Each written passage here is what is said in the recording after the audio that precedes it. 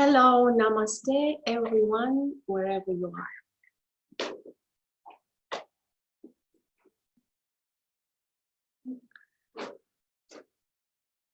And welcome to the last of the satsangs given in the first series. So we are hoping that Sahajananda will give another series of satsangs. So tonight is the last from the 10th satsangs that have been online. And before the satsang, I would like to let you know what is happening, to update you. We have online retreats, and we have the online Hridaya meditation retreat integration course. And you can read more about this course on Hridaya Yoga website. And of course, you can register for the course. And I highly recommend you. This is an 8-week online course focused on integrating and stabilizing the experience and teachings of the Hridaya 10-day silent retreat. And it starts on 4th of July and it will last till 29th of August. Now we are very happy to let you know the on-site offerings, the upcoming programs. In our headquarters in France, we will have between July 11th to July 15th a very, very inspiring workshop with Sahajananda, the art of awareness. And then in July 17th to 19th of July, there will be in Body of the Divine Feminine with me. And then we have the 3 and 10-day silent retreats in English with Sahajananda and in French with Xavier and Deborah, July 23rd and till August the 2nd. Of course, all the information, the dates and the registration, you will find it on our websites. And of course, there are on-site offerings in our headquarters in Mexico, Mazunte. And these offerings are Module 1 in English and Spanish, starting in August, 7th of August till 30th of August. Module 2 in English, August 7th of August till 30th of August. And if you feel inspired, please check our websites, both France website and Mexico website, for more information, for registration and the details about these courses and retreats. So with this, I am not going to keep your attention longer, and I hope to see you on site or online. Namaste, everyone. I wish you an inspiring satsang with Sahajananda. Namaste.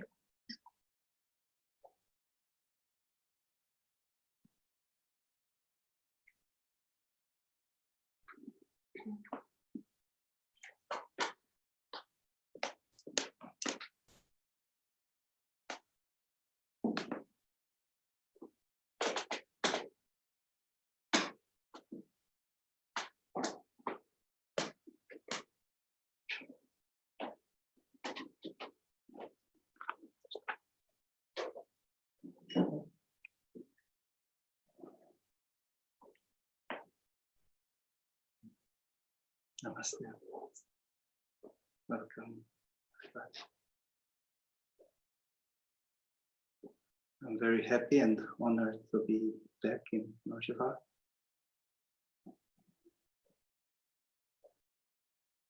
So, along with these online teachings, now our karma yogis and teachers are present here, and I'm very happy to share with all of you. Let's start with a short moment of interiorization, Please close your eyes. We bring the awareness in the middle of the chest, a little to the right.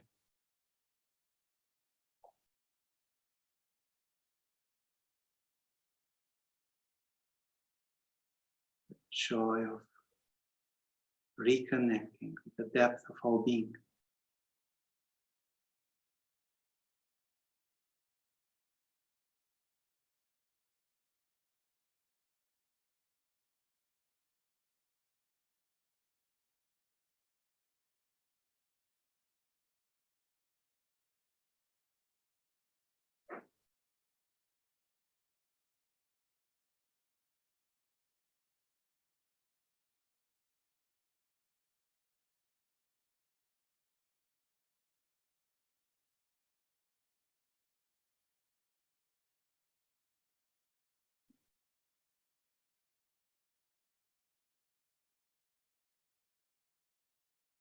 Contemplating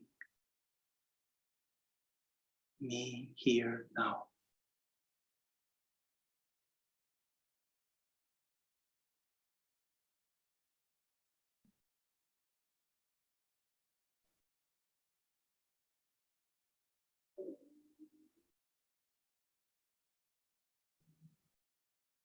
What a mystery.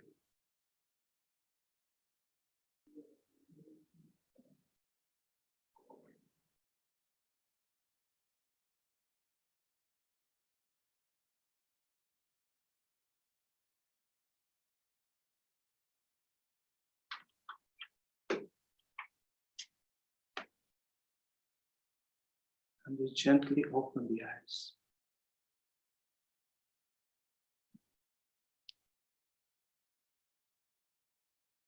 Keeping the same sense of wonderment.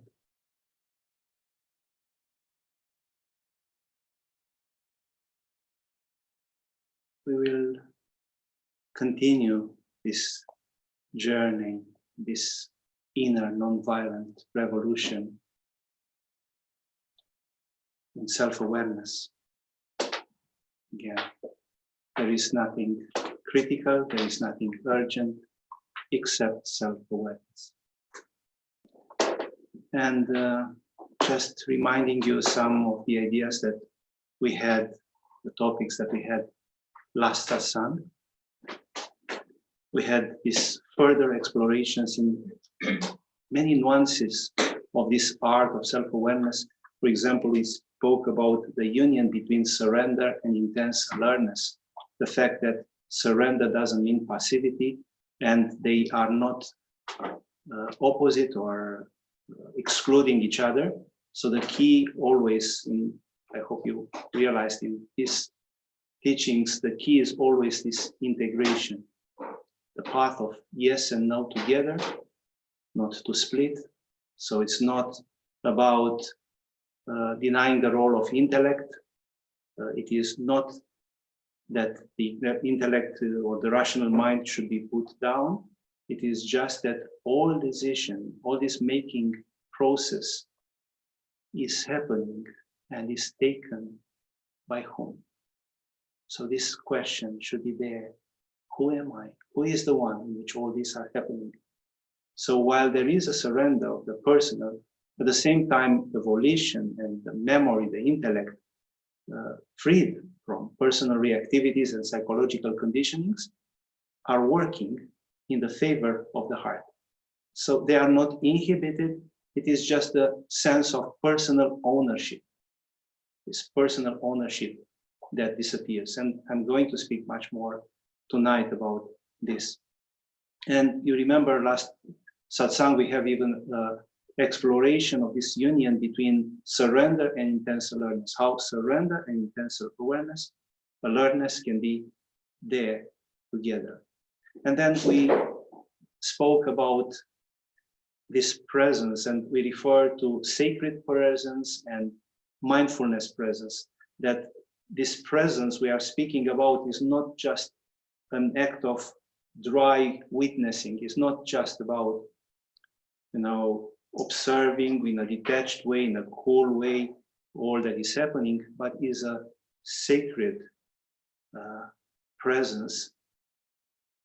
It's full of spanda, full of the sacred tremor of the heart, full of grace. So the presence of grace, or the Holy Spirit, as in Christianity it will name, is there. The real present moment is a sacred moment, in which, apart from the witness quality, there is an essential sweet taste of sacredness, of oneness. Again, they are not theoretical, they are very practical. And in practice, we can speak about these three levels, which are or should be acknowledged in any moment. There is any conscious moment. There is, on the deepest level, this infinite, bottomless depth of Shiva, consciousness, this transcendental reality. Then on a different level, the level of Shakti, there is grace, love, gratitude, joy of this present moment. And then at the third level, at the phenomenal level, is this unconditional embrace of all that is there, everything that comes to my perception. It's things happening in this whole. So I'm not just in a transcendental reality or just looking for an abstract energy or grace. It's here, and still it is everything, my soul, my senses. The whole experience is integrated. All these three levels are not separated. They are inseparable, actually. And this can happen when we surrender our personality in this humbleness, which, you remember, is not thinking less of yourself, but thinking of yourself less.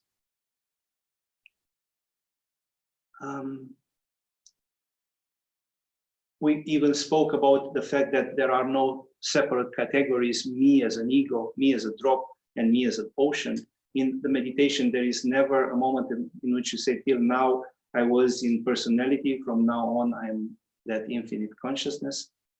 So it's, as Ramana recommended, this coming, bringing this I feeling back to its source, so coming to this, it's a process in which you can acknowledge a vast spectrum of perspectives, and it's the same you. It's the same you in all this, in unconscious, in supraconscious, in the rational mind, is the same consciousness there. It's the same me. Now I'm going to speak about the topics of this new satsang. I'm going to speak about the importance of the center, what means to be centered, this harmony and balance. I'm going to speak about the heart as a cosmos, about an advice or a question, what is your idea? And we'll clarify what this is about. And then about the receptive heart and the thinking heart, as it appears in the Sufi tradition, the Himma. It has even a concept associated. I would confess that this last satsang was quite challenging. I was first thinking to bring a summary of all that and to make a kind of recapitulation of all the techniques and elements that we learned. But then I felt that still it's not the end, and definitely is not, it's a topic that deserves so much attention. After or while we are giving silent meditation retreats, what I feel that is missing is this integration in our daily life and how this presence is honored. And here, definitely we need to contemplate more and to practice more. And that's why this topic will continue. So maybe not every week as we did till now, but definitely we'll have a continuation. And there is also, on the one hand, the fact that this topic is so vast. And for example, I wanted to present something, but yesterday morning, just I felt that it's more proper to give these teachings now. So I started writing yesterday about what I'm going to speak now, tonight. And so the vastness would be a reason, so many beautiful aspects to be shared, but also we still need to apply it. Maybe some workshops or maybe ways of applying it is so important, because even though I spoke about, the role of the petty tyrants, how to be grateful and develop this psychological resilience, this firmness, this stability in our being, still I hear in our Sangha reactivities, more blackmail, manipulation, frustration, a lot of things which I hope that with the maturity of our community, things will come more and more closer to that understanding of real stability. As an advice related to this would be what Marcus Aurelius, an emperor, but a great sage and philosopher and Stoic, recommended to have a diary, and he gave this recommendation, which I will also give to you. Say to yourself in the early morning, I shall meet today ungrateful, violent, treacherous, envious, uncharitable men, all of the ignorance of real good and ill. I can neither be harmed by any of them, for no man will involve me in wrong, nor can I be angry or hate him, for we have come into the world to work together. Maybe in a general consensus or a general life environment, it's not so obvious, but especially in a spiritual community, we came to work together. And anyhow, this awareness of being here for transforming, even if it's an adversity, and staying present is so important. Now, I'm going to speak about this importance of the center, which ultimately is you.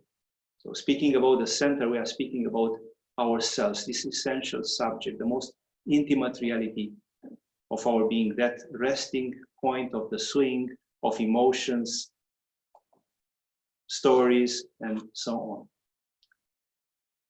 And a conscious human being is one whose inner forces and tendencies are in such a coherence, so they naturally start pointing to that essential spiritual center.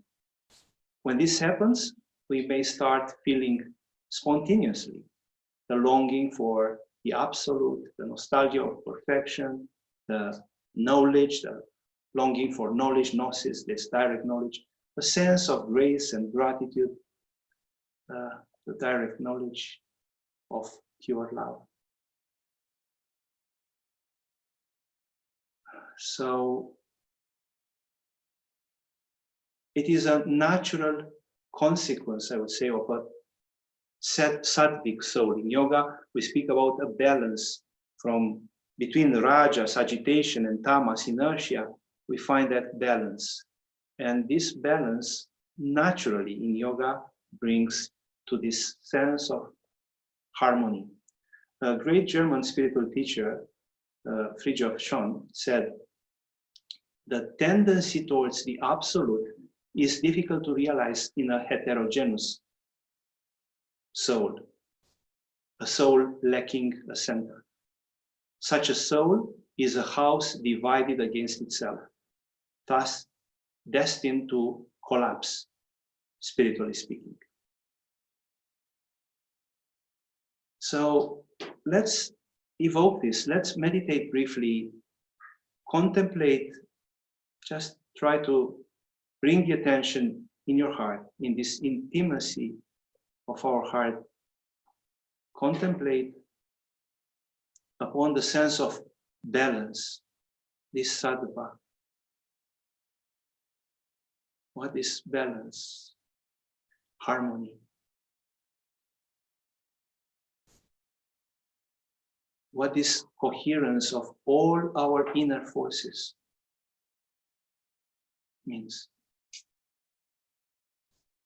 How it feels.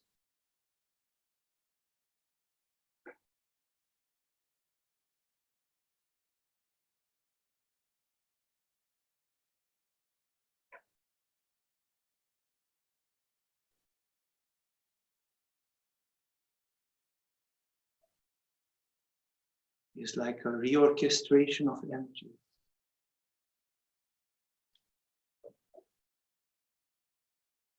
We are at peace.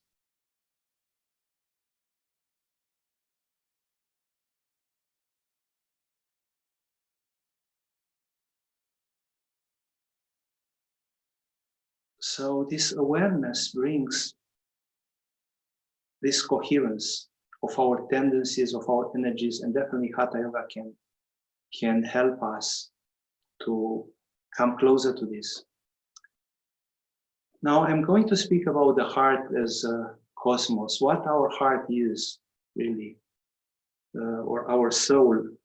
You remember some time ago I spoke about this meditation on the sky and feeling how the heart is like how the heart is like the sky.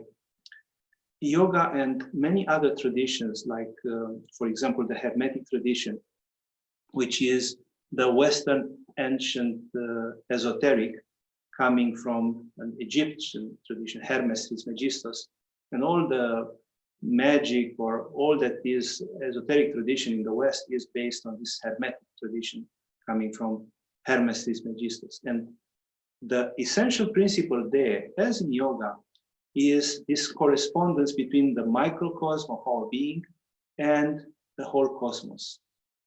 So our being, yoga said, is like a microcosm.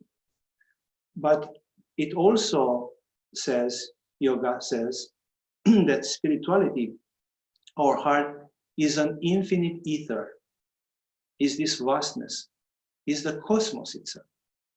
So spiritually, ultimately, it's not just that I am a little reflection of the whole, but in my heart is the kingdom of God. In my heart is that wholeness. The entire cosmos. Now, the word cosmos was used first by Pythagoras and can be translated in English as universal order. And this is already so inspiring. All this cosmos is order. Ultimately is about order. Cosmos is about order. But this translation is still missing another essential dimension of the word cosmos, which is aesthetic beauty.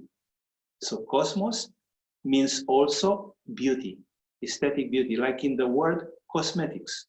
So it may be inspiring for women, especially when using cosmetics, to think about cosmos. You know, it's about, you know, the harmony and the beauty of the whole.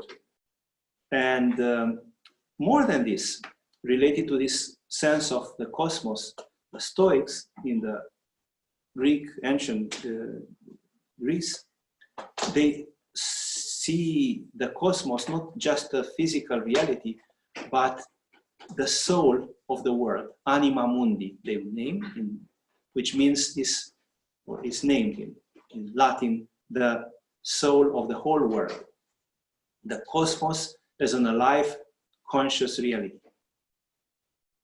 So cosmos is order, beauty, and the soul of the world.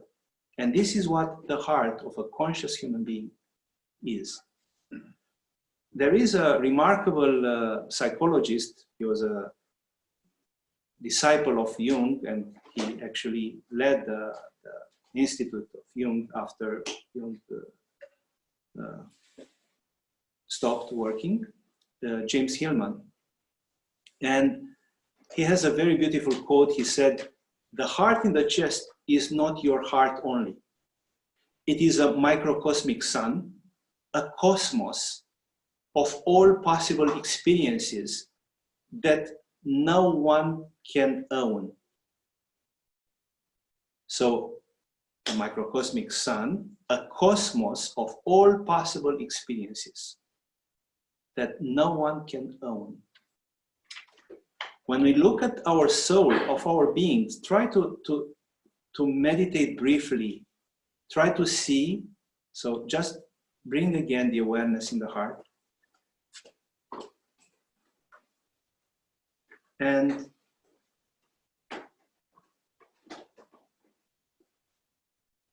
try to see in your heart what being a microcosm feels like, mirroring the whole cosmos.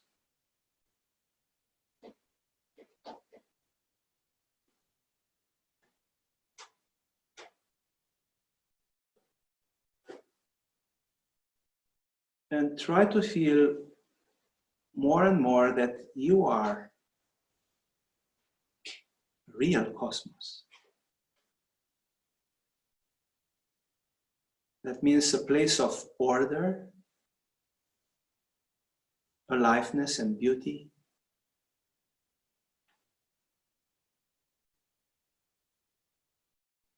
Embracing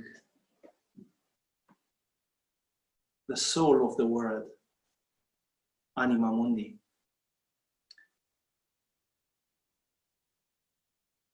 Feel your heart as the ether, that infinite space where all possible experiences, thoughts, emotions abide, everything, but which no one can own. It is not for us as an ego to embrace this holistic reality, the cosmos.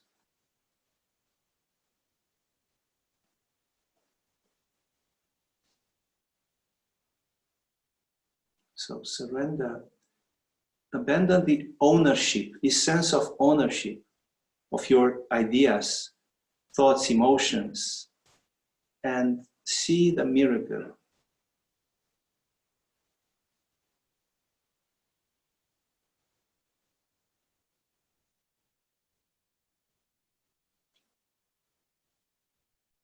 It will gradually reveal its secrets beyond these veils of grasping, attachment, stories, personal stories. There is so much freedom.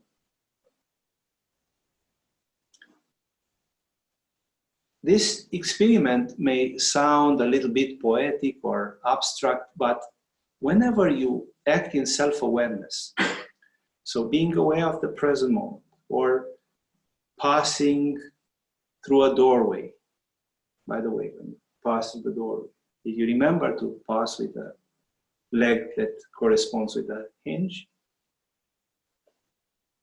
yes or not? No? So whenever you do this,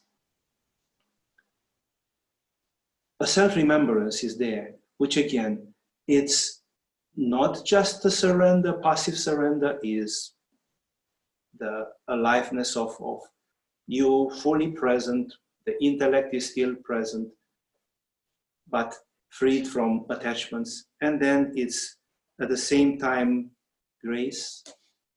It's not a dry witnessing, And at the same time, now, we understand that there is a sense of cosmos in this present moment.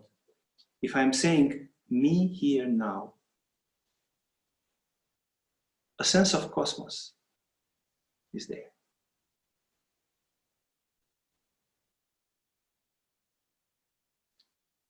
Sometimes we need to understand, we need to learn. In meditation, this happens often. People are saying, well, I'm deep in meditation, but it's just a sense of dryness or just an abstract, and then I'm not feeling the bliss. And yes, we recommend observing the bliss. So sometimes just a concept or an attitude doesn't necessarily mean that we are able to explore all that is there. And then we need to see, yes, there is this sense of sacredness. It's not just a dry presence.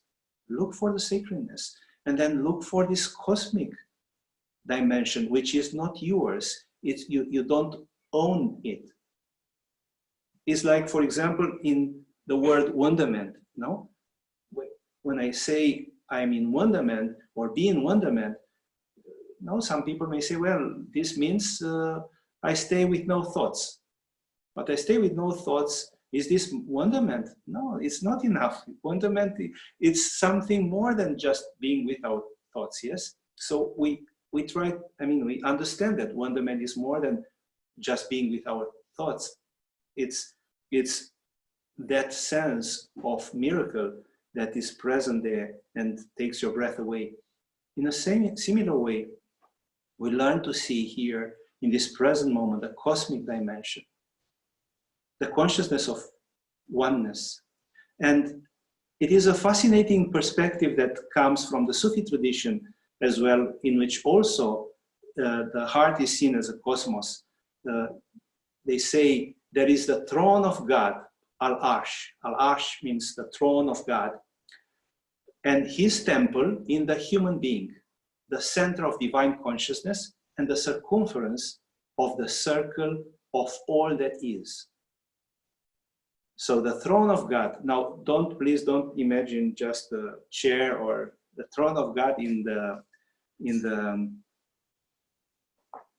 not only in Sufism, I would say in all Abrahamic religions, in Judaism, Christianity, the throne of God is the expression of a realm which is beyond the seven heavens, the seven different heavens of different subtle entities, angels, and so on. Then is the realm of the ultimate, or the kingdom of God. So when we speak about the kingdom of God, or the throne of God, it's not about a throne, or it's a space of consciousness. It's that ultimate reality. And in the Sufi tradition, they say the throne of God, that ultimate reality, is not just far away somewhere else. That throne of God and his temple of God, the center of divine consciousness and the circumference of the circle of all that is in our heart, everything. And this is very much like Blaise Pascal said when he spoke about God, that is a sphere with a center everywhere and the circumference nowhere, which brings this sense of vastness. And this is about ourselves. It's not just imagination, or these people were feeling this in our heart. And why not for us? Why not to open to this? So try to feel this. So just for a short moment, close your eyes and try to feel the throne of God, this perfection, the center and the circumference of all that is, everything.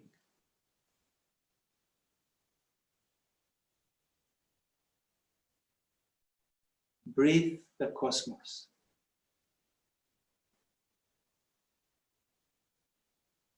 With each inhalation and exhalation, breathe the cosmos.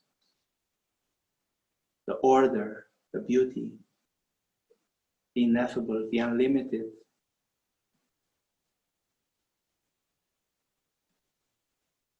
Or Satyam Shivam Sundaram, as the yogic tradition says, the truth, the goodness, and the beauty. This is the very essence of our heart.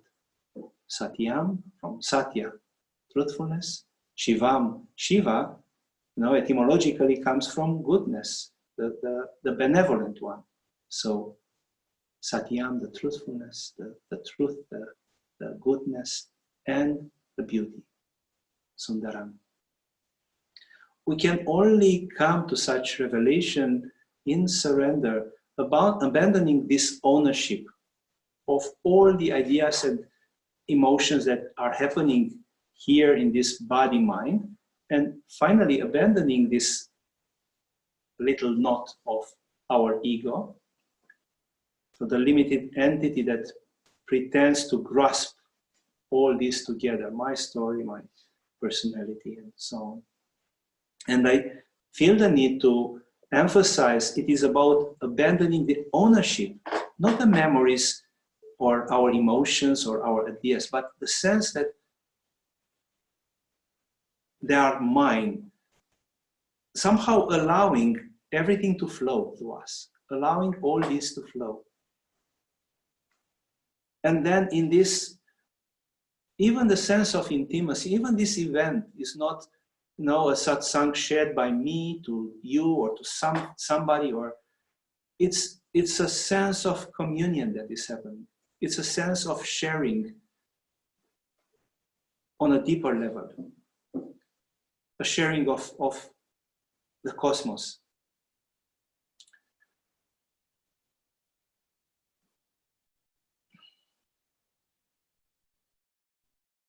It's interesting, for example, to note the fact that in the history of humanity, this idea of our experiences or my story or my drama didn't exist always. Many associated this rhetoric of the ego, so the ego speaking about itself, starting with the Confessions of St. Augustine. So quite late, this gender of literature appeared. Before that, it was just myths or archetypal ways of expressing. So of course people would express their emotions, but they were not their emotions. Somehow they were in a more universal way expressed. So with St. Augustine, it is said that it was the beginning of a style and a mentality in which the ownership of the experience is present. This happened to me. And of course, with that, we have also the autobiography. Autobiography is even more stuck in the ego. The confession also has an aspiration of putting that in the light of the truth. Autobiography is just speaking about yourself. Then you confess. And then the difference between a confession, which is done, let's say, in a secular way at a psychologist, and a confession in which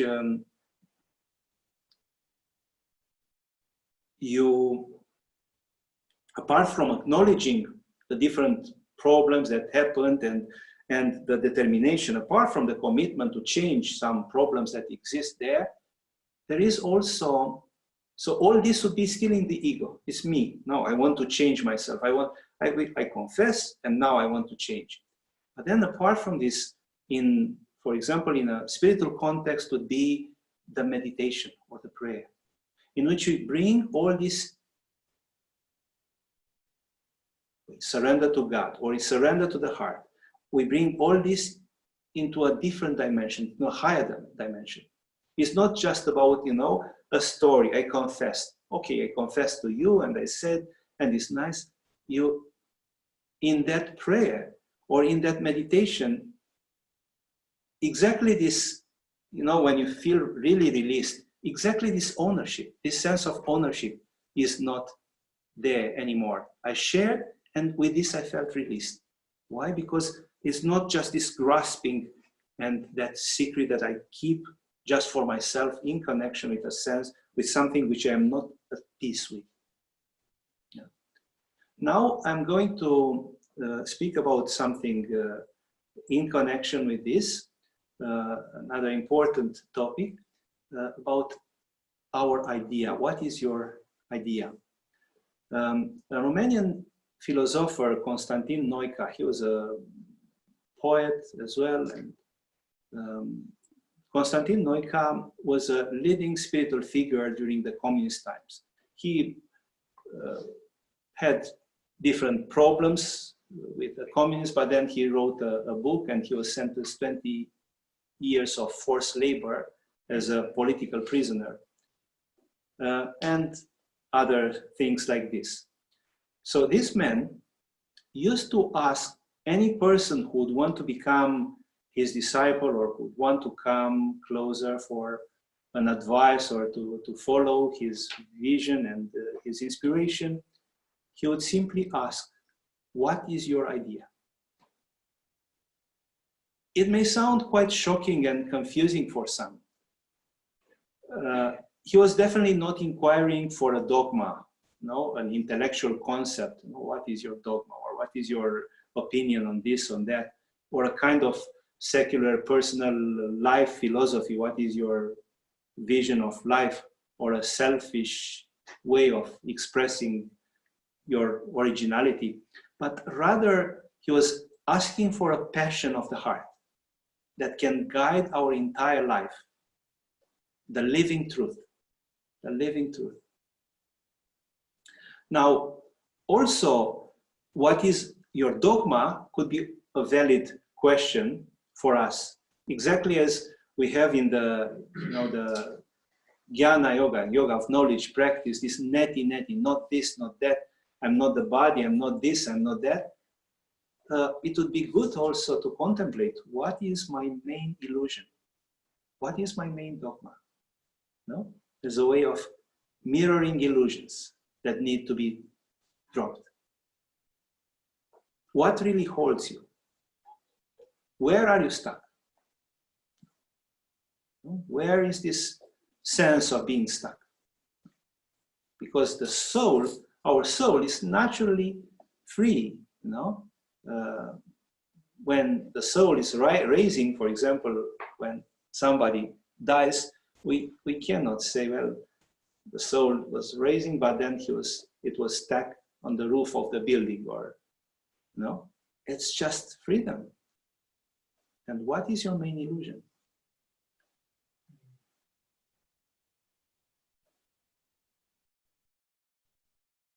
And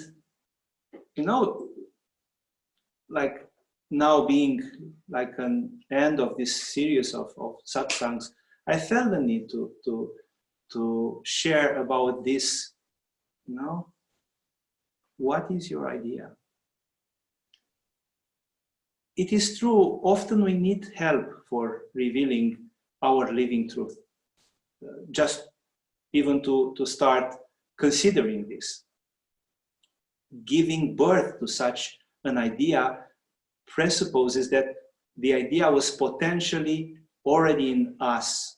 In ancient Greece, people were pregnant with ideas, and then the Socrates was the midwife, like the midwife which would, help to give birth to such ideas. But again, such ideas are not just ideas of the mind, intellectual ideas, but rather idea of the heart. So Neuica's question, what is your idea, was a calling for awakening. Cease behave mechanically. Look for the Shakti, as we may say. Look for that Shakti, for that energy that gives you the grace of self-awareness and real presence. What is really inspiring you? Where you are alive. So basically, he would ask, is your heart awakened? Is your soul alive? What is your passion you are ready to die for?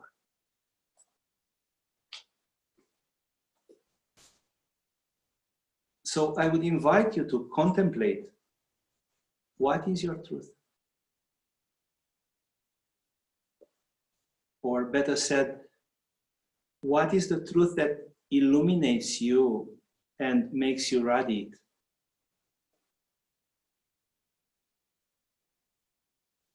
What is your truth?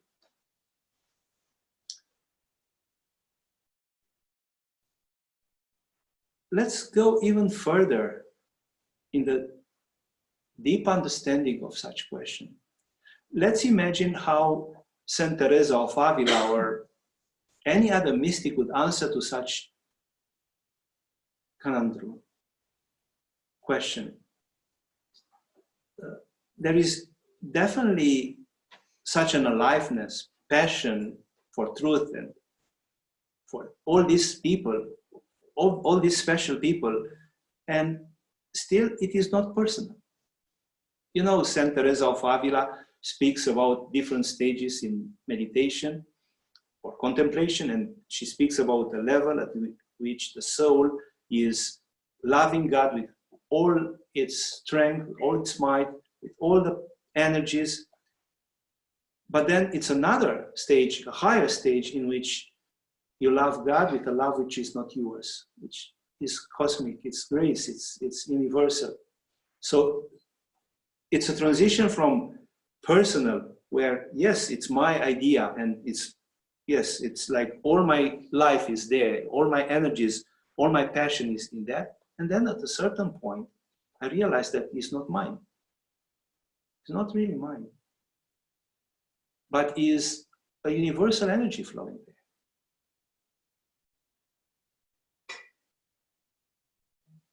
So a passion that puts in motion all our soul and which is still not personal, not ours. No, it's not the ego that owns that. How is this? So it's good to contemplate. How is this? It took for me many, many years to share, to understand what I'm sharing now. I never know such aspects. No? To understand the heart, which is, as Himma said, a microcosmic sun, a cosmos of all possible experiences that no one can own.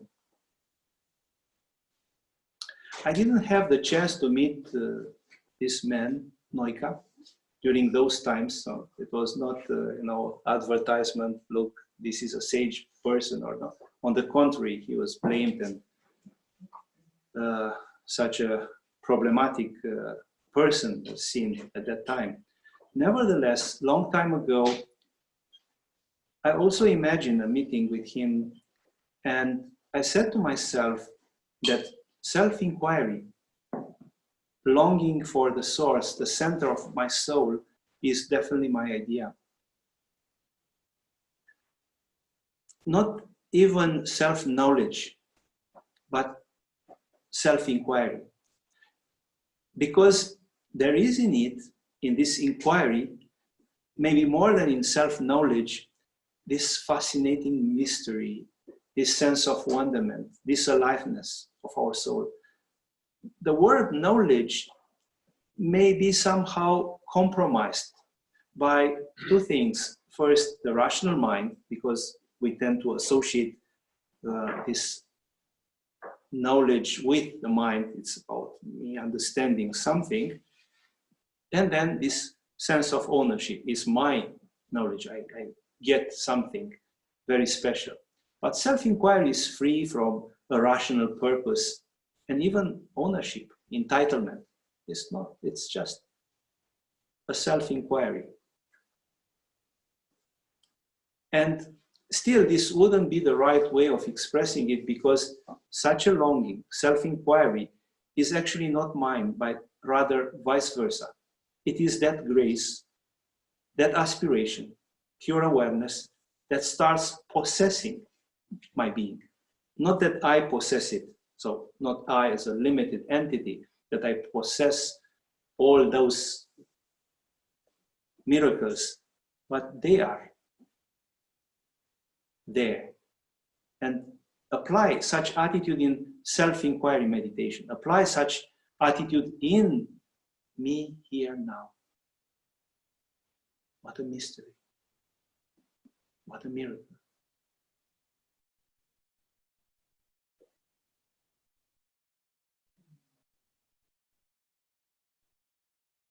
There was a great Zen master, Dogen, who spoke about all this spiritual journey as a journey which is not personal.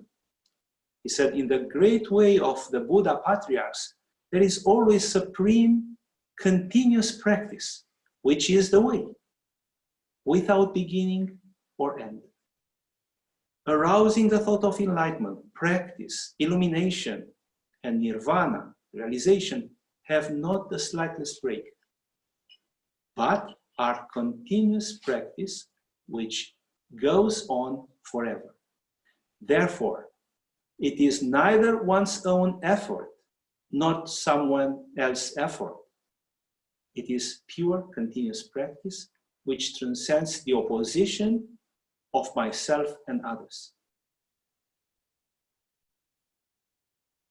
So to sit in meditation or to flow in this life with this sense that it's not my practice, it's not my journey, arising the thought of enlightenment, even this first thought of me coming on a spiritual path or searching for something, and then all the path and all the insights, and it's like a flow. It's not about my effort or someone else's effort, just this pure continuous practice that transcends the opposition. This was the founder, Dogen was the founder of the meditative practice of Soto Zen, the meditative practice of the Zen Buddhism. Thus, we are not anymore afraid, disappointed, frustrated. It's just a flow. I'm uplifted to a cosmic understanding. I'm uplifted to a cosmic understanding by letting this passion reign over me, over my personality, dissolving all this in the fire of truth, not my truth. This kind of possession of truth and love began for Dante, Dante Alighieri, quite early at the age of 9, when he saw Beatrice, meaning she who makes happy, or she who confers blessings. So Beatrice is etymologically the one who confers blessings. And this scene is, I would say, an archetypal image of romantic love. Maybe the whole romanticism started in that moment. It was very early, before the time of romantic movement, but it was with that, it's like with that something happened in the consciousness of humanity, not only the consciousness of Dante, and it can reverberate in our being now so much. And it was just, he didn't know. I mean, it was 9 years old, and at that time she was, for others, a sweet girl with a crimson dress. But in the eyes of Dante, she was not just a girl, but a goddess, the soul of the world, this anima mundi, the cosmos, awakening his heart irreversibly to beauty and love. As it was Laila for Majnun, in the Sufi stories. Dante writes, so how he describes this meeting. At that moment, I say most truly that the spirit of life, which had its dwelling in the secret chamber of the heart, began to tremble so violently. It's such a beautiful expression of this tremor of the heart of Spanda. No? The spirit of life, he said, began to tremble so violently that the least pulse of my body shook. And in trembling, it said these words: "Here is a goddess stronger than I, who, coming, shall rule over me." At that moment, he said, Dante continues, the soul was filled with wonder and said these words: "Your beatitude had now manifest unto you." From that time onward, love governed my soul. So from then, that moment on, he was a devotee of his goddess, Beatrice, as a personification of love. And this was his idea, yes? What was the idea of Dante? Well, exactly this. Not a mental idea, but that passion, opening him to a new life. This confession comes from Vita Nova, or a work of Dante. The new life, Vita Nova, the new life. So, how is for you? Try to contemplate. My advice is to start as soon as possible, which means now. No? Which is your idea? What is your idea? What is your impersonal passion? Allow your soul open to such wonder, and you will not live in vain. As Rumi said, no? Die in love so you can live forever.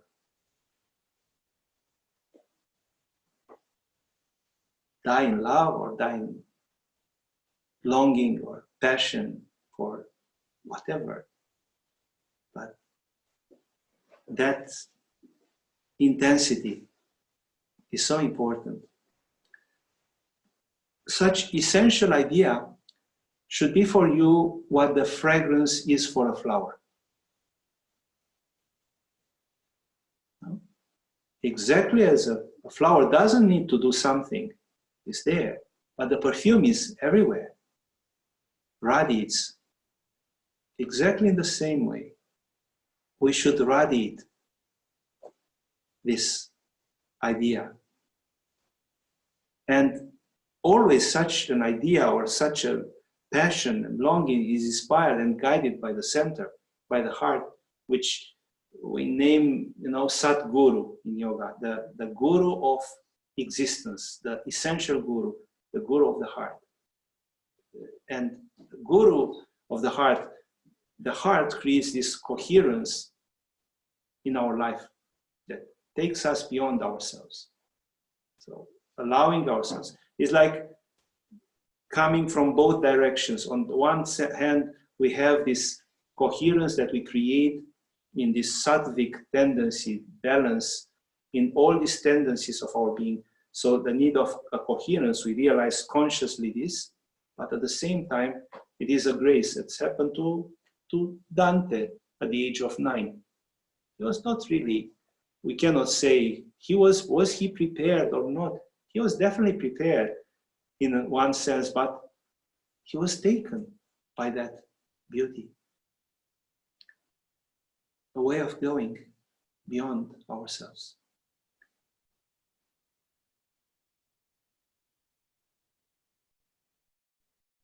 So, are there any questions?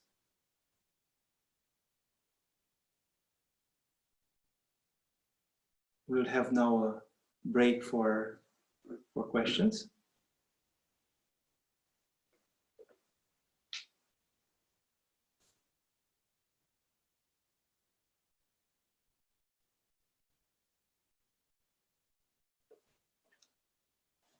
The way in which it's set now, the configuration, I don't have the possibility to see if there are hands raised in line, so no.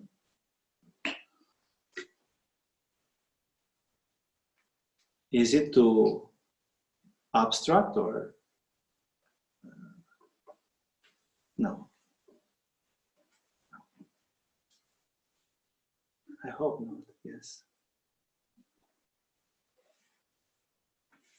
And since we have so many, all these mystics, no?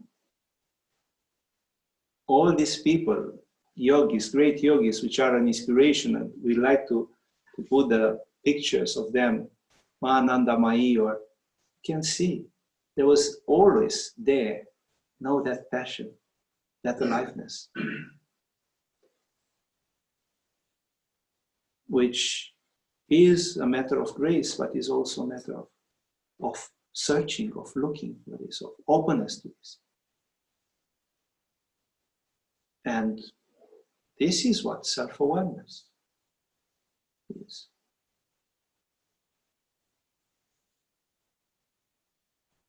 Not just trying to deal with our problems and our problematic stories or wounds, or I mean, we may be wounded, but in such a power, there is no fear. No, you go beyond, no? And you are taken by such love or such passion. No? Those old stories, because are personal and little, seem so irrelevant. Yes, 2 questions. So,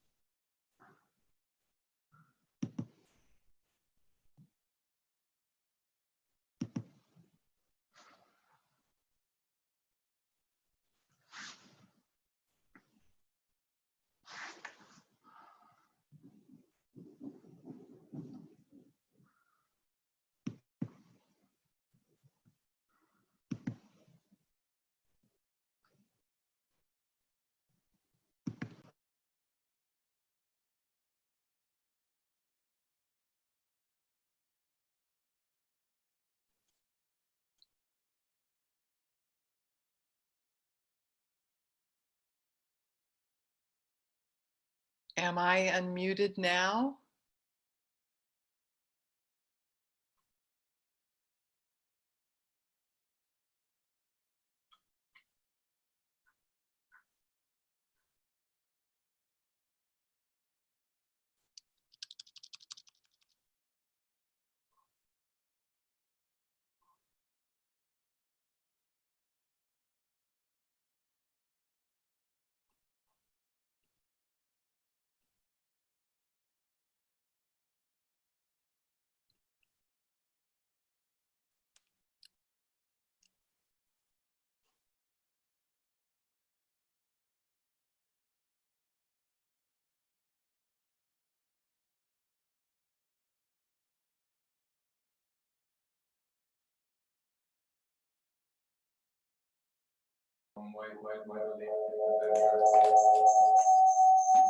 So I was asked what would be the difference between a belief and such an idea. I'm referring to during this satsang. I hope this will be clarified even more, because we are going to continue with this a little bit more. But a belief is still happening in the mind. It's a stabilized pattern in the mind. It's more than a thought, because in a belief you start owning that it's a thought that becomes your thought and is deeper in your subconscious mind. You identify with that, and you somehow identify with that thought, and that it becomes, and thus it becomes a belief. I would say further or deeper than beliefs are faith, in which the experience is also there. This we will name the thought of the heart is indeed is a very intimate trust, but if a belief is still very much about the head, this idea is gushing from the heart, is deeply inspired by the heart, is deeply inspired by the depth of our being. And I hope this will be more clarified. I'm going to speak more exactly about this and all that Himma, I was referring to this Sufi tradition, about that pure intention or that creative power of the heart. That is what I'm speaking about. Is not just about thoughts we resonate with or we like and we want to just follow because we like those thoughts. It's more than emotional connection with a thought. A belief is an emotional connection with a thought, but it's still personal. But here, it's like you are taken back by that. It's like what would be the belief in love which Dante would have, and what happened there, that passion. It's more than, oh, I believe that Beatrice is my lover or is a special person. No, it's what taken. In that shaking, all the fiber of your being is telling you this, is telling you this. Do we have the...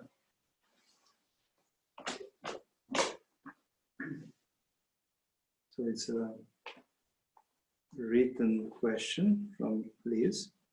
When letting go of the idea of being separate being, how do we approach healing our physical, emotional, and ancestral bodies? Well, this healing is happening simply by coming in a sense of harmony. It is exactly as, for example, the sleep. The sleep is the most regenerative way we have. Of course, we learn about yogic relaxation and different methods, but in sleep, without sleep, we cannot live. So this regeneration happens naturally. There is a wisdom of our body, of our mind, of all the structures, exactly when this sense of ownership is less present. So we want to fix all this, and we don't trust in this wisdom of the harmony of the cosmos and this sense of harmony and beauty that the existence is. So it's essentially a trust. It's essentially a trust. And of course, if there is a need for a treatment or, as I said, the intellect and all faculties are not diminished. So all that you use as tools, your mind, your emotions, and the intelligence, memory, are all functioning and all can function, just that they are not the main leader of all that is. But you don't have just this identification and being totally lost in them. And then, of course, the healing is happening. Otherwise, you don't need to focus and be totally identified with energy or with the body and so on. So when you don't need to to be aware of your digestion. Digestion happens, yes. It's only when there is a problem in the body starts calling you, saying, well, I need attention. And somehow the same attitude can happen with all the structures. They can be in harmony, and then you don't need to try to fix them like, you know, a mechanical way. In a mechanical way, I need to fix this and that. It's just this flow. You don't need to think about the heart to beat. It beats, or the digestion happen. To a certain point, the emotional alchemy, the transformation, this reconfiguration of our being happens naturally. And then the healing also happens in this way. And then also, of course, when the help of medicine is needed, is needed. It's nothing that is taken away. So please think in this way. When we speak about the dissolution of this sense of ownership, the dissolution of the ego, is not that some functions are obliterated or are annihilated. On the contrary, we are embracing everything in a wider way. So I hope this help you, yes? Yeah. I'll try to formulate the question. Beliefs are, like you explained, something more deep, something more in the background, right? That kind of bring your perception in a certain way. Yes, the beliefs bring your perception in a certain way. So yeah. I will repeat just to be sure that the microphone, yes. Yes, and I will make a commentary. Yes, the beliefs are like filters, which, you know, open you to some things, or you see some things in a way or another. They act in a way like filters for this reality. Yes.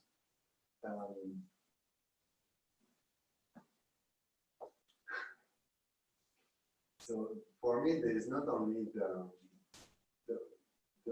your own belief that maybe it's about the narrative, about some things of what you observe from reality, things like that, and things that you just learn by culture. So it's not about, for me, it's not just about things that I learn from outside. Yes. So where I'm going is that somehow there is also like the whole structure around us.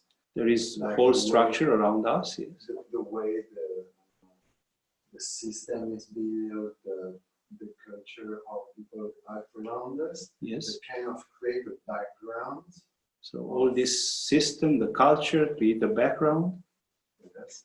That kind of create like the background of the theater, right? That's like the background of the theater. So somehow this background of the theater is already creating some kind of, I don't know how to get what I want to say. It's creating this subconscious belief. Yes, it's like a subconscious belief. That's yes, it's even a term for this. It is named consensus reality. Yeah. So we consider all that this is real. The Buddhist tradition, the Tibetan Buddhist tradition would say this is happening because of a collective karma. The fish would speak a different way about reality, no? Because all have the same karma of being in the ocean and swimming now and seeing the world that they see with their brain, with their eyes, with their senses. For them, it's a different consensus reality than for human beings who consider that this is the ultimate reality. And it's interesting, for example, to observe that we tend to communicate using concepts and words and rational mind more and more. But for example, it's good to keep this openness. Maybe in other times, the myths were another way of communicating. The poetic way of addressing the world was a different way of seeing. And in seeing that, the reality was different. What we perceived as being reality. So it's still very relative. No? The fact that it's a consensus reality doesn't make it more real or absolute. Not in the sense that it doesn't exist, but it's just a perspective. It's just the expression of a level of consciousness. In the Shaivist tradition, they will say none of these philosophies, materialism. And then the Buddhist philosophy of this and that and that. None of them are wrong. They wouldn't debate. No, I am right, you are wrong. No, they are just expressions, different expressions of levels of consciousness. Then it's, again, you see an integration. You don't see that this is low or this is just a different thing and I am in a different... it's the same flow, but that different levels of consciousness, a different way of having zoom in, zoom out, and so on. Yes? Yes? Thank you.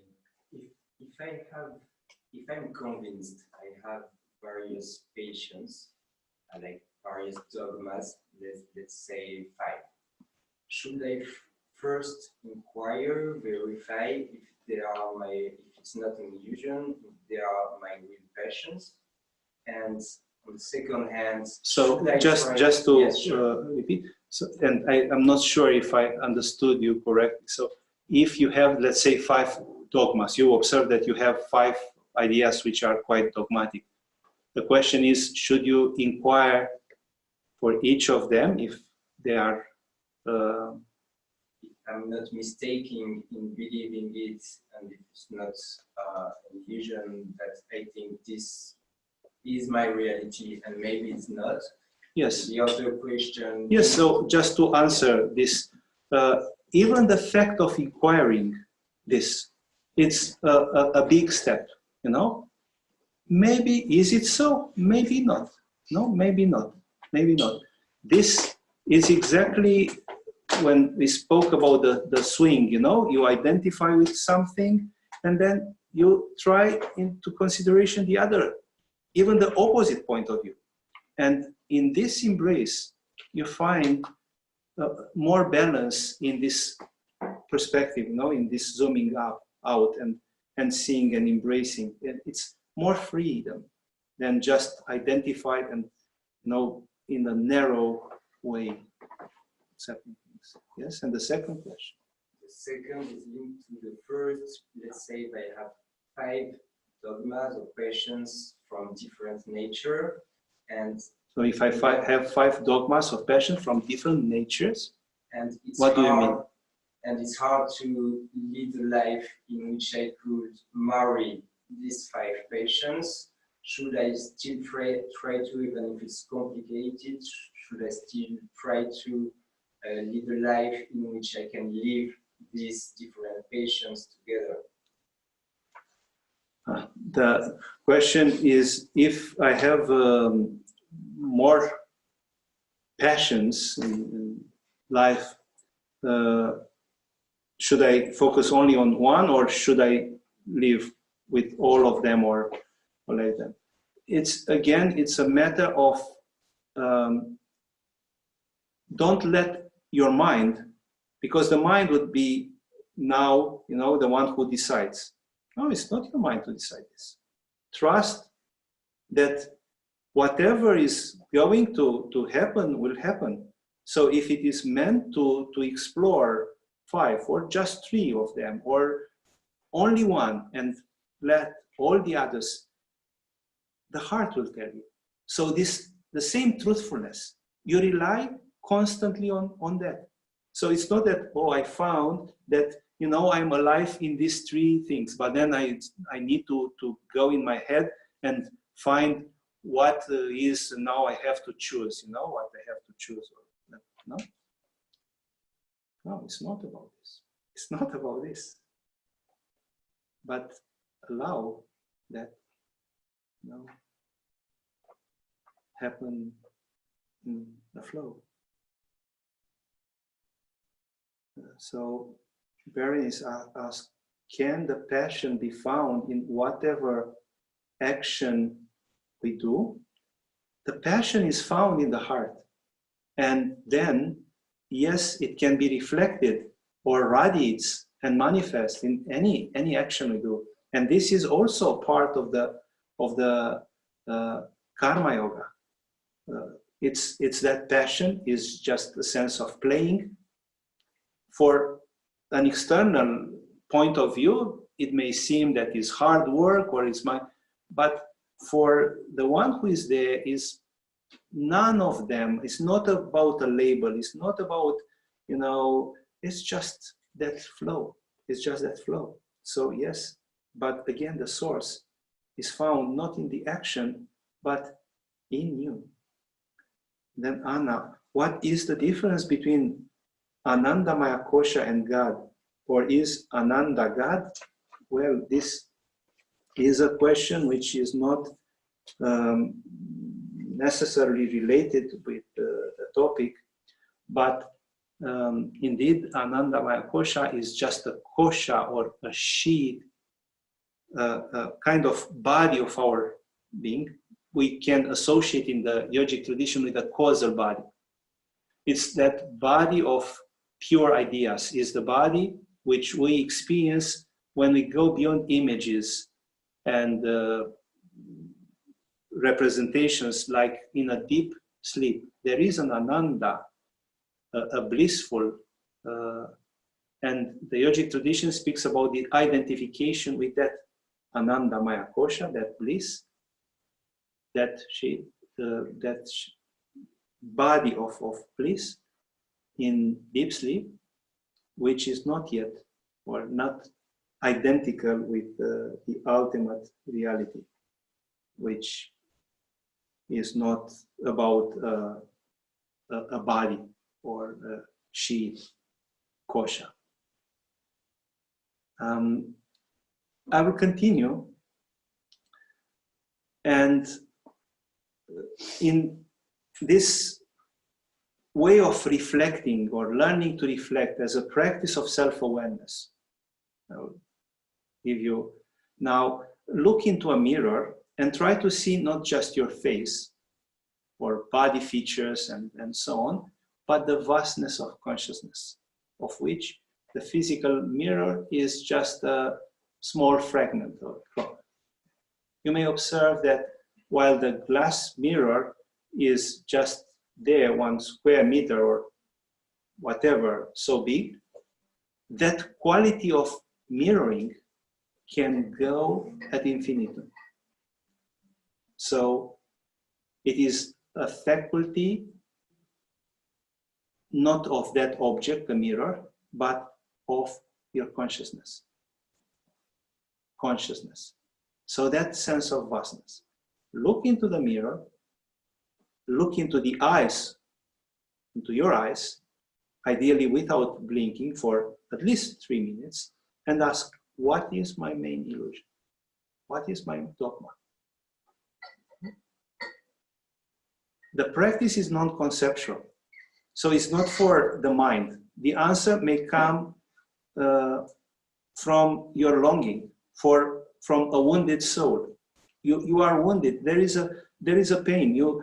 Apparently you feel satisfied and complete, and then you look into this mirror, like a mirror that shows what is missing there, and then you feel an answer. It's a limitation. And what is your limitation? What is your illusion? No?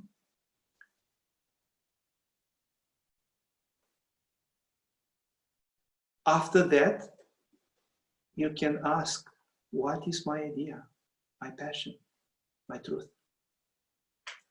And again, the answer is not supposed to come from the mind, but from the heart. And then in the end, while looking at the mirror, you ask, who am I? You see, exactly in this tendency in this consensus reality, we are used to objectify ourselves, to conceptualize. We speak about others, or others are speaking about ourselves in different ways. He is like this or like that. He has this talent, or he is handsome, or she is like this or like that. And then we tend to identify with this. And then we relate between us only in this way. But these are just objects. No? It's not what we really are. And who am I? It is interesting that, for example, in the Greek goddess of wisdom, Athena, in the Greek mythology, had as a shield the Medusa, the Gorgon, that monster, and on her shield was that face of the Gorgon's head, which was like a mirror of truth. And the legend said that the Athena conquers her enemies by petrifying them with a shock at the reflection of their own true faces. So just seeing the face, your face, in that way, you become petrified.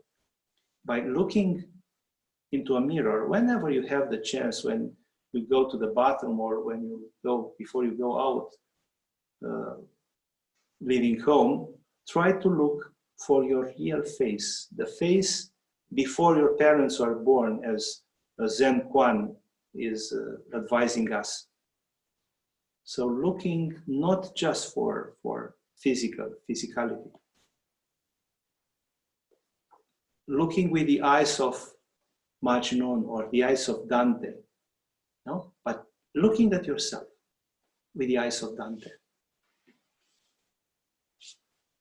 That falling in love makes that mirror point to the heart and become the mirror of the heart, which reflects shape in void and void in shape.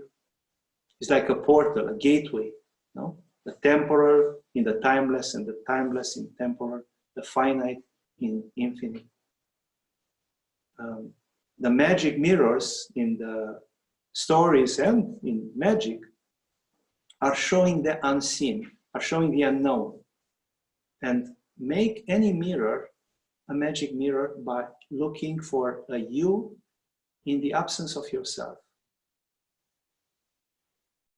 Or a you existing now, in the present moment, but in a wider space as well, not just as physicality.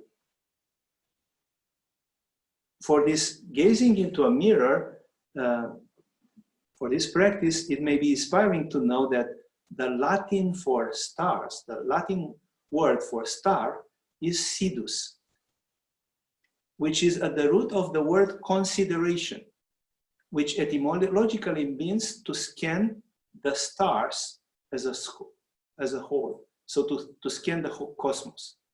So consideration was about scanning the sky by using a mirror. So it is like all our emotions, thoughts are taken into consideration. They are like stars which are taken together there. And also the Latin word for mirror is speculum, which also gives this word to speculate. And originally, speculation was scanning the sky and studying the related movement of the stars by means of a mirror, which means we could mark on a mirror those reflection points of different stars at a certain moment, and then compare with the movement of and see the movement of the stars after some time. So they are not the same points anymore. So thus we can see on that mirror how the stars moved on the sky. So consider your soul as the sky or as the mirror that if reflects every star. You know, it's like the cosmos, the things in themselves. And every such emotion, pure emotion, image, or thought revealed in the heart is like a star. The constellation of your soul. Then you are considering, so embracing the stars, the siddhus, the stars of fresh creative thinking in your heart. Offering to our thoughts this nobleness of the heart, or embracing in that. And now we'll speak more about how and from where such an idea, our idea, that main idea comes. So I'm going to speak about the receptive and the active so-called thinking heart. And I will refer first to some references from the Sufi tradition. Ibn al-Arabi, which was a great mystic and philosopher, Sufi philosopher, he had many divine visions. So he had a lot of insights. And he described the heart, he said the heart of a mystic, of a visionary, the heart of a real human being, he said, is fully receptive and open as a mirror, he said. The heart of a mystic is fully receptive and open as a mirror. When our heart is open, he said, it adorns itself in whatever shape God or the reality may reveal to it, just as a wax receives the impression of the seal. So this world, the reality, the present moment, and I'm not speaking only about forms and what we perceive with our senses, but all that is, no, in the present moment, we open to that wonderment. That wonderment also is like a seal and comes to our heart. No, it's a stamp of beauty. It's a stamp. It's, of course, it's a matter of opening to that. A stamp of grace, a stamp of beauty, and we keep it with us. So in this mystic psychology, in Muslim mystic psychology, they speak about the knowledge of hearts and the thinking of the heart, where the heart, they say, the heart prompts or gushes, reveals thoughts which are deeply concealed.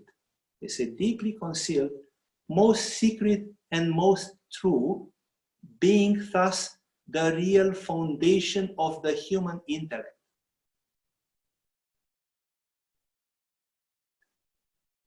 And Al-Halaj, another great Sufi mystic, said, I have seen my Lord in the heart's eye. And he also said, hearts in their secrecy are a solitary virgin. Hearts in their secrecy are a solitary virgin. That sense of intimacy and purity, nobleness, is something that can be experienced there. So we can learn from such mystics, from their uplifting affirmations, how to explore the secrets they are speaking about. I wouldn't take just, oh, this is what Ibn Arabi said, and this is his philosophy, and is a part of this mystic Sufi tradition. I don't care about that. Ultimately, I try to see how that resonates, how was that miracle happening, why they are speaking like this. So we are not separate. I'm not making that distinction. This happened long time ago, now time is different. No, I can access that. All the beauty and all the wisdom of the world is still accessible through, there are so many clues, there are so many footsteps that are there to be learned or followed. So learn how to dig into the abyss of an idea or of such a sharing of the heart and not to be bound by ideas, not to be just identified with, oh, this is what Shankaracharya said, or this, and because otherwise they would become a dogma, but to deepen them further into the mystery and ultimately ungraspable nature of existence. That's the whole. So learning from this more and more. And then it becomes direct experience. Now speaking about this Advaita Vedanta, non-duality, Swami Vivekananda, a great spiritual master, had some arguments with a scholar, and that scholar said, when Vivekananda had a statement, that scholar said, well, but Shankaracharya, no, Shankaracharya is the ultimate authority of Advaita. Shankaracharya didn't say so. Yes, Vivekananda said, but Swami Vivekananda said so. And this was not a statement coming just from the ego or a boldness. It was a direct experience. He knew. So I don't care if somebody is saying something or not, is essentially that trust and that intuition. Now, apart from this heart, which can be like a wax that takes the form of the seal, we can speak about the thinking heart, the radiating power of the heart, which is something which is not so often emphasized. So how these thoughts of the heart look like? This inspiration or thoughts of the heart are ever expanding, equally in their compassion, love, and in a visionary power, somehow recovering the beauty and the harmony of the cosmos that we are. So they are those thoughts that are taking us or inspiring us to come back to that longing, to that harmony.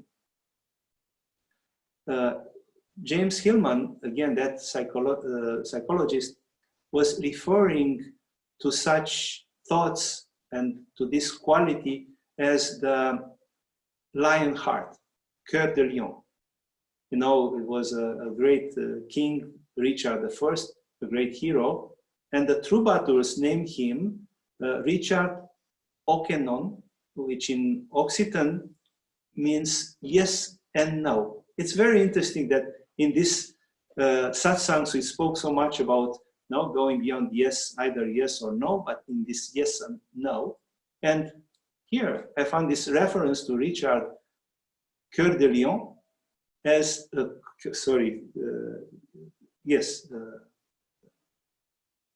lion heart,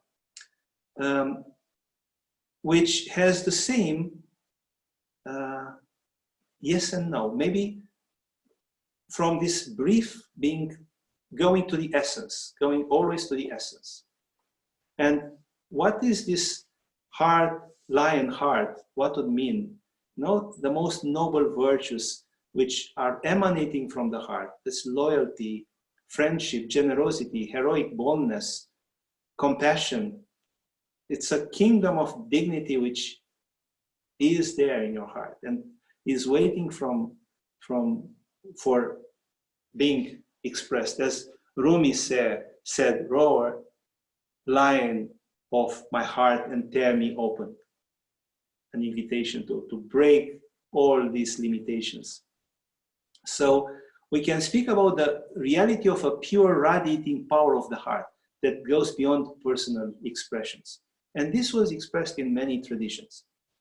It was named Himma in Sufism, Icha Shakti in Shaivism, and it is also associated with, in the Tibetan Buddhism, with Todgal, phenomenon of seeing some images. And I'm going to make some connections very briefly. Icha Shakti, or the energy of will in the Shaivist tradition, is that first energy of Shiva, the first energy of creation. So it's an intention before knowing jnana, Shakti, and acting. You want to know, you want to create something, and you start thinking. But first, before creating, before wanting to define everything and then acting, first is that intention, that pure fire, that pure intention, that pure passion, which can, you know, in normal situations, we are not allowing that come from a pure intention. When we, in the morning meditation, after the morning meditation, when we do the consecration of the day, it's exactly about the purity of this intention. So we consecrate our actions, thoughts, and intentions, the purity of this intention. Because if we don't have this purity of the intention, we may be very good in what we are.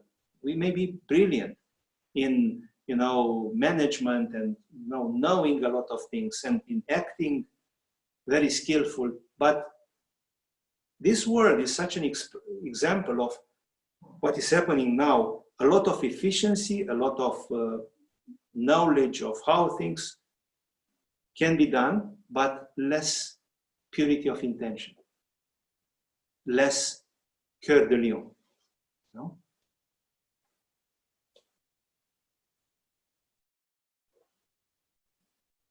And also in the Shaivist tradition, they speak about Ka, which is the supreme void of the heart.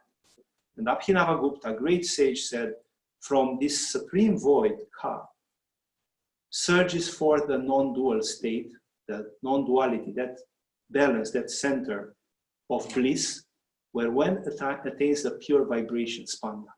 So there it finds the pure vibration, spanda, and to attain the spanda, the sacred tremor of the heart, is to attain efficiency in everything. Then you are very efficient spiritually, or in, it's that enthusiasm. In Jewish mysticism, in this Hasidic mysticism, the Bhakti Yoga of Judaism, also Rabbi Nahum of Breslov speaks of a sublime, all-encompassing wisdom that comes from the heart and transcends orders and somehow brings vitality in all creation. And this is accessed by a sage, by a tzaddik, a holy man, and thus he said that tzaddik, this sage, attains cosmic consciousness and thus is enabled to alleviate, to mitigate all divisions and conflicts within creation. So it's the presence. Think about Ramana Maharshi. His presence in itself was bringing peace, was bringing harmony. You are in the center of life. You are not necessarily acting physically in a special way. It can be or not, but is a more subtle, more profound action through the presence, by being, by really being. Now, the focus of the attention would be more now on this Himma, which is a Sufi concept about this thought of the heart and this active power of the heart. And again, Ibn Arabi speaks about Himma, which can be translated as spiritual aspiration. So you have spiritual aspiration, and then at the same time, the creative energies that this spiritual aspiration will bring. So you have spiritual aspiration, this longing or tremor, and then the creative energies associated with it, the power that is generated through this, it radiates through this. And this is Himma. Himma is the heart's intention, desire, force of will, therefore the creative power of the heart. So we have this creative power, which we simply don't acknowledge.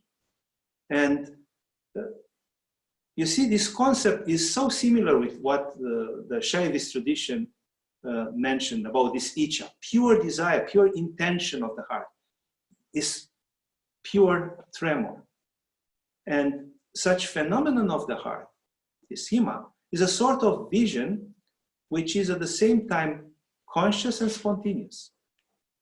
So it's inspired by grace. It's still not like being in a trance and just taken by this. You are very present, you are very aware, but is also a matter of, it's not mine. I'm taken by that. So it is an inner power through which the spiritual aspirant can see the real, focuses on the real. So it's a way of freeing ourselves from, dogmas or attachments or fears and so on. Himma, in the Sufi context, begins in the heart as longing for God or as longing for reality. And as it grows in intensity, Ibn Arabi said, as it grows in intensity and concentration, it becomes a creative force capable of manifesting what is usually not visible in this plane. And this is the way in which he explains different visions or seeing angels or what we would name in a secular synchronicities, in a secular language, synchronicities. And in its extreme fullness, this Himma, says Ibn Arabi, is the source of miraculous powers of great teachers and saints. And it's like the tzaddik in Judaism, those holy men in Judaism that can alleviate the pain of the world or of others. Through surrender and annihilation into the divine, we open to receive such synchronicities or theophanies in religious spiritual language. So then it's a life lived perpetually in an awareness of this sacred presence. This pure awareness, this sacred presence cannot be done or cannot come from the mind, just from me trying to fix myself to become spiritual or to become happy. Yes, I can become happy just grasping some things, following the same philosophy, which in the end doesn't work. No. It is differentiated. This Himma is differentiated from common imagination by the fact that Himma, they say, has no other object than God or than the reality. You are just looking for truth. No? What is your face before your parents were born, as the Zen tradition said. So Himma is that power by which the images are actually presented to us not as our common imagination, but as genuinely created, as authentic creatures. It is like somehow the world is not separated from the heart as a cosmos. So you see with the heart. And this corresponds again with, it may seem a little bit abstract or how this is happening. Well, especially in meditation, especially in the moments of transition between sleep and wakefulness, or letting go thoughts, a sense of grace, a sense of presence, intimacy, and then miracles can happen, are possible. Seeing or communicating with the Shambhala or astral realms is also possible. And in the Buddhist tradition, I mentioned these Todgal visions, which are seen as direct expressions of the light of pure consciousness. They don't happen, the Buddhists said, when we are in the common state of the mind, but require a pure awareness, which is exactly that open attention, the teachings of the fish I mentioned. No expectations, no dogma, you are just open. And then such Todgal visions can happen, and then the fruition of them is that this a subtle channel is open, the Kati channel. They say this is an energy channel even more subtle than Sushumna Nadi, that one through which Kundalini is more esoteric. Padma Shambhava said this is more esoteric. It's a channel between the heart and your eyes, and it's a way through which the heart manifests directly, and you can see directly from the heart. So it's like the eye of the witness consciousness, the eye of the heart. It means that our heart at the same time is pouring out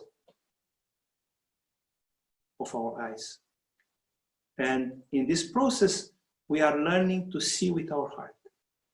So when we are bypassing the rational mind and stories, this Kati channel is opened, and bypassing the discursive mind, this is what has happened to Dante when he was falling in love. So he didn't see just, a girl there. You see with the heart. You see with the heart. And then all that creativity is also a flow in that. And I'm mentioning all this in this satsang, not to encourage our personal stories, daydreaming, or personal fantasies, but to inform you of other domains of our soul. Just to know, the world is not now open or not knowing or acknowledging this, but they were present in the teachings of Buddhism, Sufism, Christianity, in so many teachings like this we can find. So it's good to know that not any inner image is just vain or a delusive fantasy.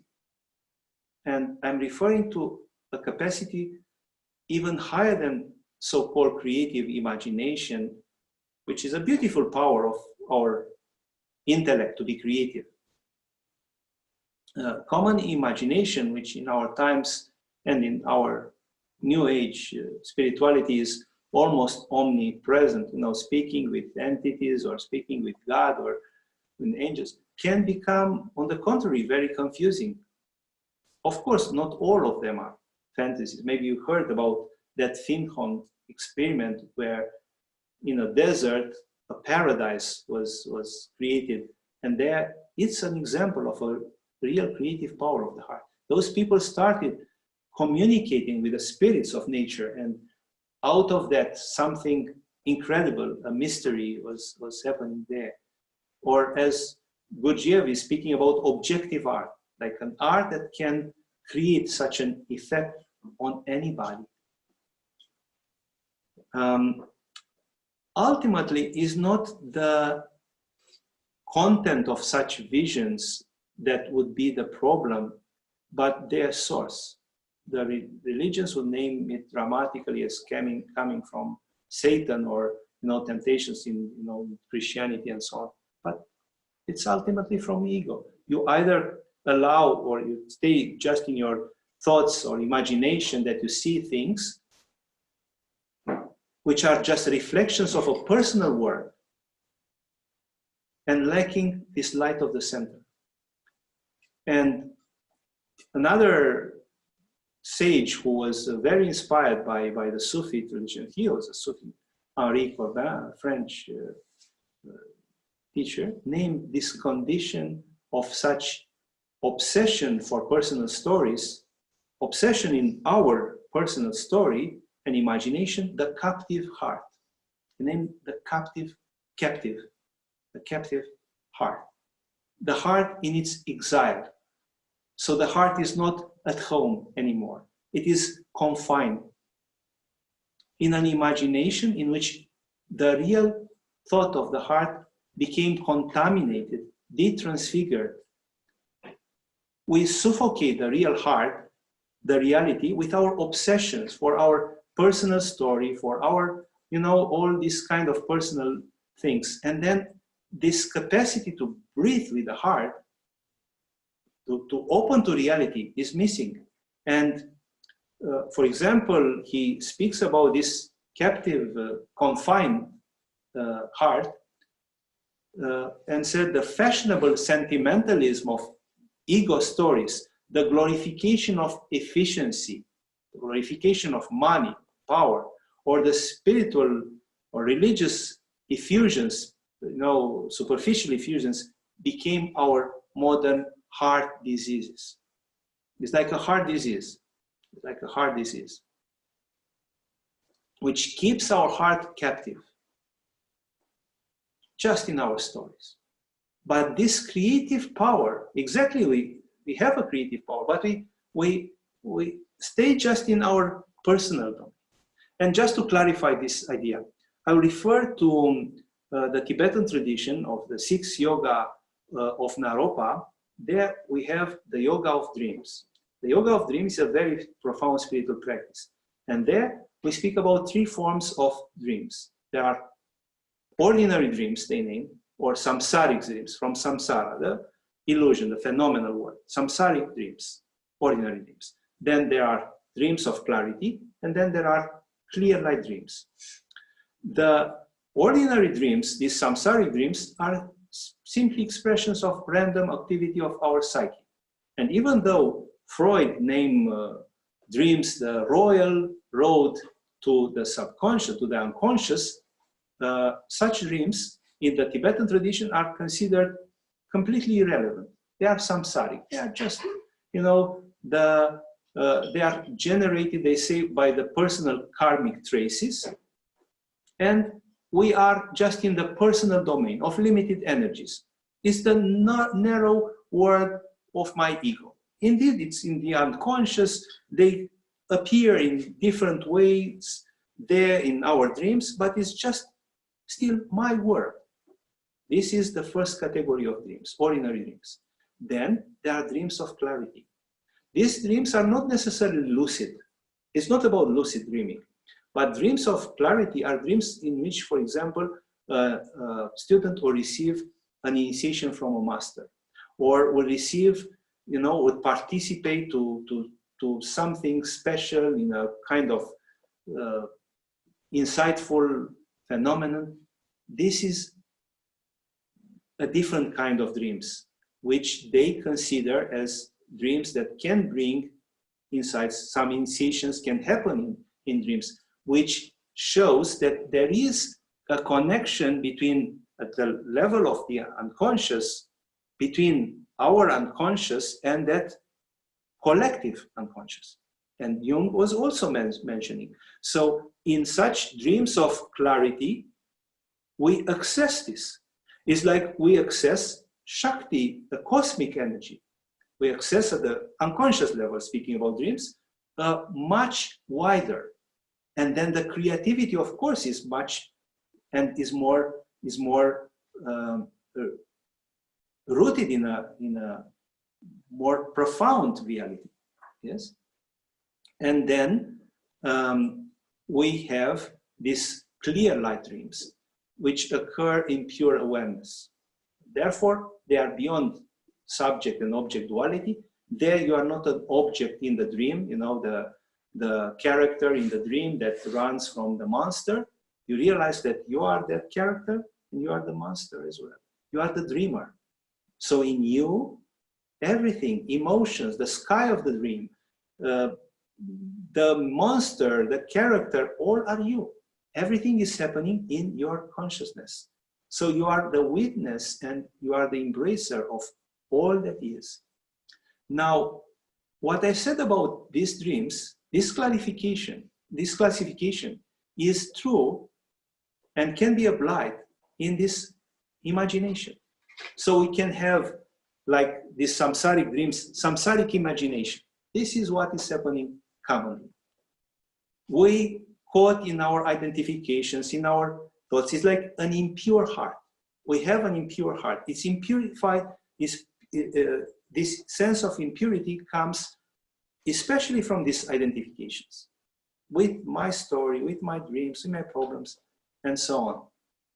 So there, it's only the ego, this alienated ego, that is the guide. And of course, it becomes boring. Sometimes many times people became bored with themselves. And then we try to avoid this. And then it's so simple now. We have mobiles and we just look and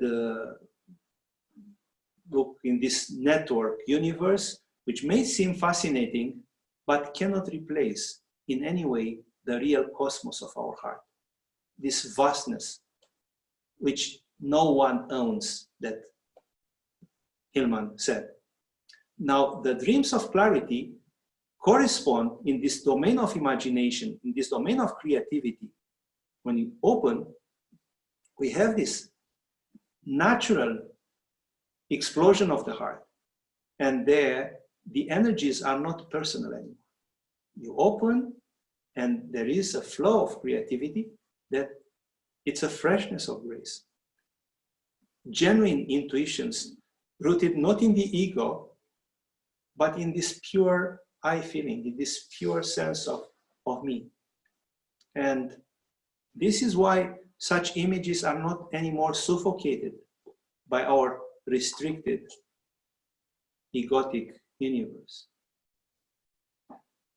And then the clear light dreams is just the vision of the witness of this sage, which is in a natural state, this sahaja naturalness, in which everything is embraced.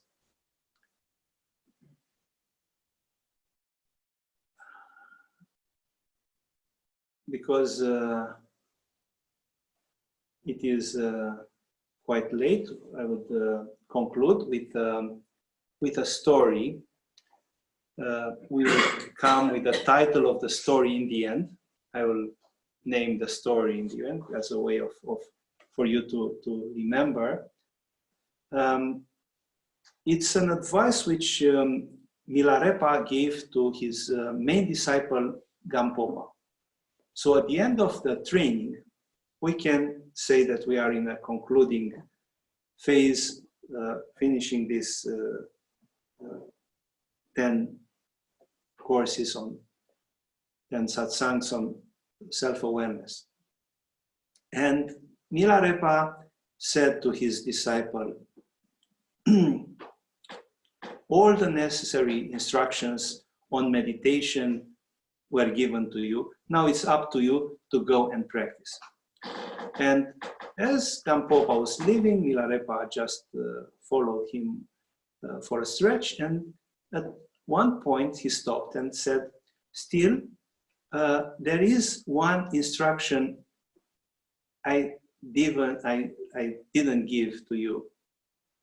And Gampopa thought about making some offering, some mandala offering or something for obtaining these instructions. And Milarepa, the story said that Milarepa said, no, it's not the need for making such preparations. There is no need to such offerings. I will just give you the teachings. And then Milarepa turned around, lifted his skirt, and bared his buttocks. And they were so callous, so rough-skinned, that Gampopa could not tell whether they were made of flesh, stone, or wood. And after this, Milarepa said, if you want to reach perfection in practice, then you should sit as I have. I sat on solid stone continuously for so long that my butt is like a fossil. It's as hard as stone. You should train with this kind of perseverance. This is my last instruction. So it is not sufficient to just contemplate and say, well, some progress was made and so on. These moments of illumination or moments of feeling at harmony are not enough, are not the last enlightenment. They are the path towards that complete realization. And we still need to develop the full strength of recognition by training continually. So please remember in your meditations or whenever it is hard, the buttocks of Milarepa. So let's name the story, the teachings of the Buttocks of Milarepa. And you know, I'm not an adept of, you know, pushing in the position without moving. So it's not, we can take it literally, definitely, and to remember even in, you know, the meditation position at the Buttocks of Milarepa. But it's more of a metaphoric, it's about perseverance. It's about, it's not, when we speak about these circumstantial practices, you know, how to acknowledge the present moment is still about so much dedication, is so much commitment to reality. So this is what I wanted to share with all of you. Right. Now, let's have a moment of being together online, and maybe it's good to turn around the camera to be together, all of us. This is a little bit small, maybe having a bigger screen would be better. I think it should be okay.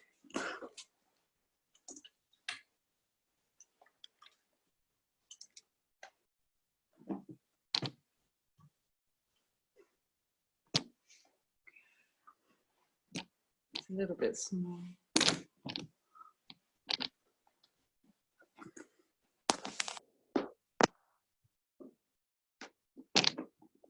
So,